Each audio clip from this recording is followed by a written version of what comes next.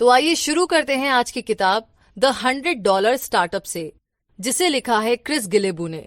तो सबसे पहली बात ये कि मुझे ये किताब क्यों पढ़नी चाहिए।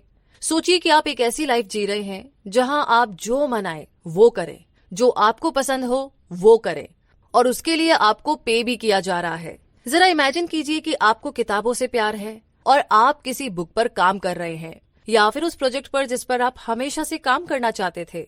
दूसरों के लिए काम करने और उन्हें खूब सारा प्रॉफिट देने के बजाय आप अपने लिए, अपने प्रॉफिट के लिए काम कर रहे हैं। कैसा लगता है सुनकर? परफेक्ट ना? अगर आप भी ऐसा ही कुछ सोचते हैं तो ये किताब बिल्कुल आप ही के लिए लिखी गई है। हालांकि इस किताब में आपको ऐसा कोई शॉर्टकट नहीं मिलने वाला है जो आपको फटाफट पैसा कमाने का बहुत इजी तरीका बताए, क्योंकि ऐसा कोई तरीका होता ही नहीं है। और आप भी अगर ऐसा कोई तरीका ढूंढ रहे हैं तो प्लीज ये किताब बिल्कुल मत पढ़िएगा। लेकिन अगर आप सोच रहे हैं कि वाकई में शॉर्टकट तो नहीं होता है, लेकिन हाँ, क्या तरीका होता है वो जानना बहुत जरूरी है, तो चलिए आगे बढ़ते हैं। तो सबसे पहला सवाल आपके दिमाग में है कि भाई मेरे पास तो कोई स्किल ही नहीं है, मतलब मैं भला पैसे कैसे कमा सकता हूँ। वेल, सच कहूं तो कमा भी नहीं सकते, क्योंकि अगर आपके पास कोई भी स्किल नहीं है तो आप लाइफ में कभी पैसा नहीं कमा पाएंगे। लेकिन बात यह है कि आप कमा लेते हैं, बल्कि हर कोई कमाता है, क्योंकि हर कोई इस दुनिया में किसी न किसी हुनर के साथ जरूर पैदा हुआ है। लेकिन आपकी प्रॉब्लम ना इतनी सी है कि आपको ये पता ही नहीं है।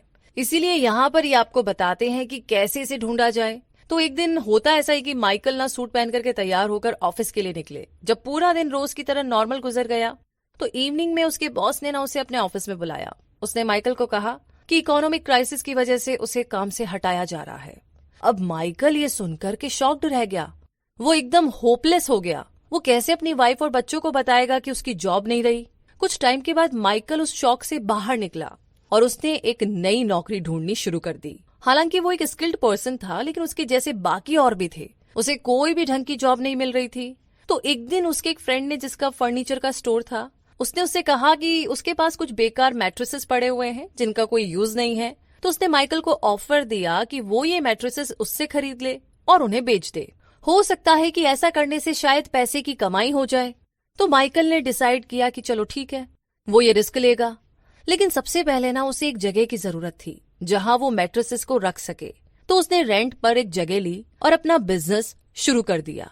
शुरू के टाइम में तो बिजनेस काफी अच्छा चला, लेकिन फिर उसे प्रॉब्लम आने लगी, क्योंकि क्लाइंट्स जब उससे पूछते कि भाई उन्हें किस टाइप का मैट्रेसेस खरीदना चाहिए तो वो कुछ जवाब ही नहीं दे पाता था, क्योंकि उसके पास कोई नॉलेज नहीं थी कि वो किस टाइप के मैट्रेसेस को बेच रहा है। तो अब उसने डिसाइड किया कि पहले वो इस बारे में सब कुछ सीखेगा।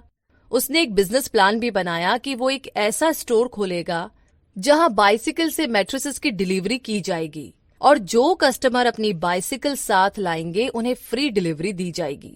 ये मार्केटिंग का अच्छा तरीका था। उसे यूट्यूब वीडियो से कई सारे कस्टमर मिले जो कि बाइसिकल से मैट्रेसेस ले जाते हुए अपने वीडियोस बनाते थे, और इस तरीके से उसका बिजनेस चल पड़ा, जो उसके लिए बहुत ही ज्यादा खुशी की बात थी। इसे माइक्रो बिजनेस बोलते हैं, जिसमें ऑलमोस्ट कोई भी स्टार्टअप कॉस्ट नहीं लगती और मोस्ट ऑफ टाइम इसमें सक्सेस की गारंटी मिलती ही मिलती है।